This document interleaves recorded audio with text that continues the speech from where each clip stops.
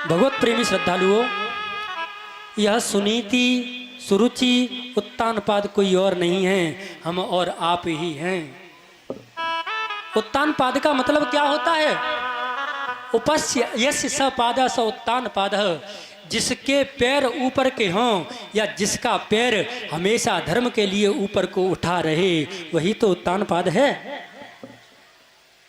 हर जीव के पैर गर्भ में, मां के गर्भ में जब होता है तो ऊपर की तरफ होते हैं। और हर जीव की दो ही पत्नियां हैं, एक सुरुचि एक सुनीति। जब हम अपने जीवन से सुनीति का त्याग कर देते हैं और सुरुचि को धारण करते हैं तो हमारे यहाँ पर पुत्र आता है उत्तम। क्यों?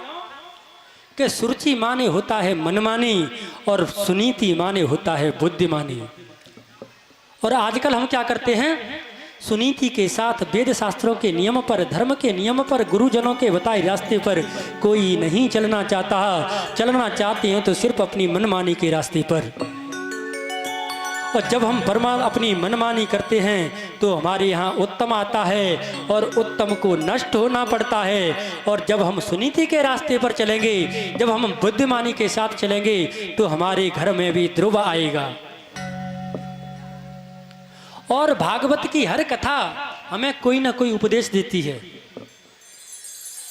आपने ध्रुव जी की कथा कई बार सुनी होगी, लेकिन जब तक इस कथा को हम अपने जीवन में न उतार लें, अपने जीवन में धारण न कर लें, तब तक कथा सुनने का सज्जनों कोई महत्व नहीं होता है।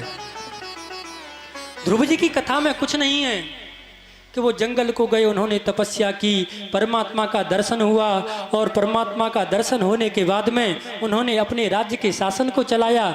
राज्य के शासन को चलाने के बाद जब उनका भाई उत्तम एक बार कुबेर के बगीचे को जाकर के उजाड़ रहा होता है, तभी कुबेर के जो न्याय अधिकारी होते हैं वह आकर के युद्ध होता है और कुबेर के दूत इस उत्तम को मार देते हैं। जब उत्तम को मार देते हैं तब जाकर के ध्रुव जी महाराज उनसे युद्ध करने के लिए जाते हैं।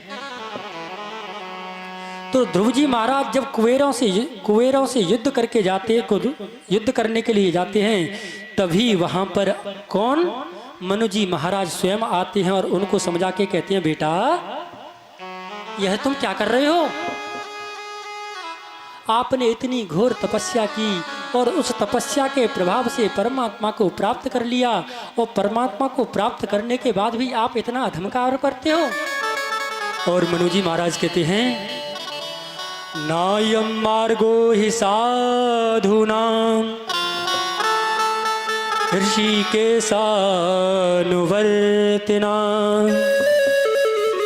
यदात्मानः पराग्रह्य पशुवतों भूतवेशजम्।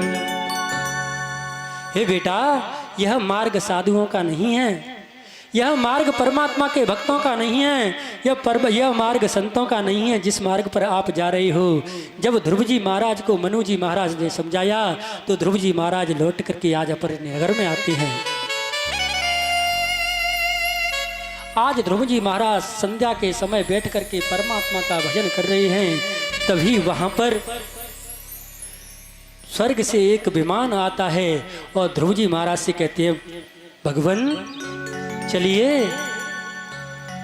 तो जैसे ही ध्रुव जी महाराज उस विमान में बैठने के लिए होते हैं, तभी वहां पर एक काला काला पुरुष आकर के खड़ा हो जाता है और ध्रुव जी महाराज से कहता है कि हे भगवान, जब तक आप मेरा वरण नहीं करोगे, जब तक आप मुझे प्राप्ति नहीं करोगे, तब तक आप यहाँ से जा नहीं सकते।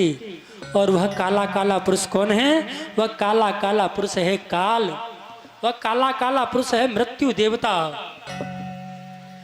तो आज देवदूत ध्रुव जी महाराज से कहते हैं, हे ध्रुव जी महाराज, इनसे यह कहो कि अपना सर थोड़ा नीचे करें। और जैसे ही वह काल, वह मृत्यु सर को नीचे करती है और मृत्युर्मूर्धिन पदम दत्वा आरुरोहार अद्भुतम गृहम। और जैसे ही वो मृत्यु का देवता अपने सर को नीचे करता है, ध्रुव जी महाराज उसके सर पे पैर रख के और उस विमान में चढ़ जाते हैं। विमान उड़ जाता है और वह काल का देवता देखते रह जाता है। जैसे ही वह विमान आधी दूरी पर पहुंचता है, ध्रुव जी महाराज को याद आती है और कहता है विमान चालकों से रोको इसे। विमान चालक होते हैं, भगवान क्या हुआ?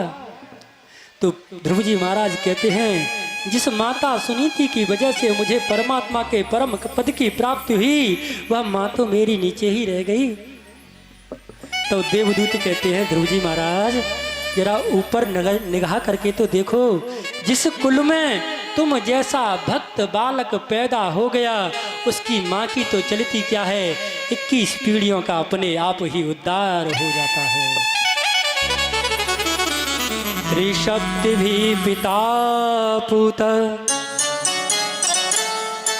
पितृ भी सहते नगः। उस कुल की तो 21 पीढ़ियां अपने आप उतर जाती हैं, 7 अपने पक्ष की, 7 ससुराल पक्ष की और 7 माता के पक्ष की पीढ़ियों का अपने आप उद्धार हो जाता है। भगवत प्रेमियों, आगे चल के